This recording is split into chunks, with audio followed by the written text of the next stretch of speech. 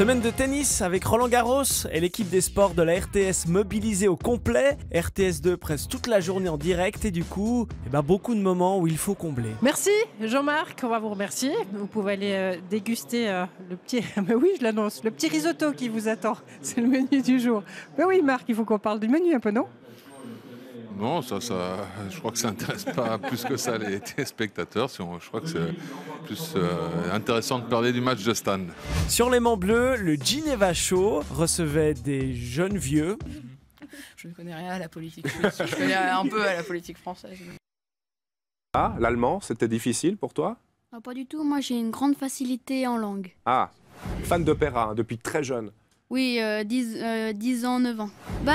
Comme vous voyez, moi j'ai beaucoup de CD d'opéra, alors j'en mets, j'écoute et je dirige en même temps.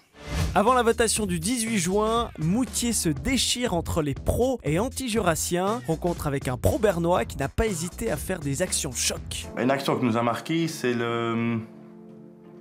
quand on a enlevé le drapeau jurassien sur l'hôtel de ville, puis on l'a remplacé par le drapeau bernois. Cette semaine, on s'est demandé si Isabelle Moret voulait défendre les bureaux de poste, avec ce stempel sur la tête.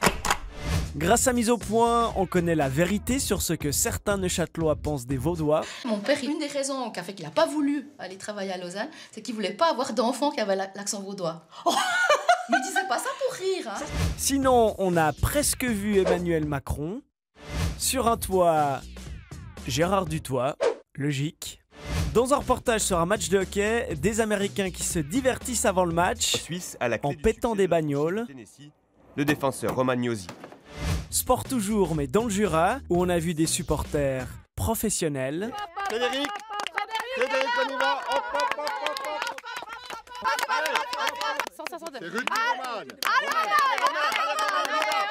Et lors d'un débat sur les désagréments du CEVA à Genève, Pascal Descaillés a été très subtil. Si chaque fois qu'on se met dans son lit, on a un vibreur intégré, je veux dire, c'est juste pas possible de vivre de cette manière-là. Un vibreur ferroviaire, vous. Oui, bien sûr. Monsieur. Alors bonne nuit.